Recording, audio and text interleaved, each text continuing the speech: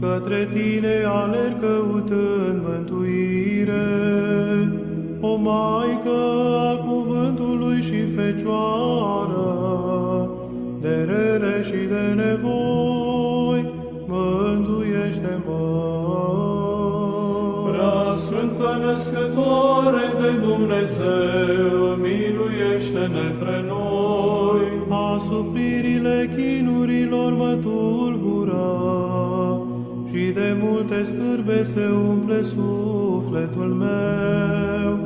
Alină-le, Fecioară, cu liniștea Fiului și Dumnezeului tău, ceea ce ești cu totul, fără de prihană.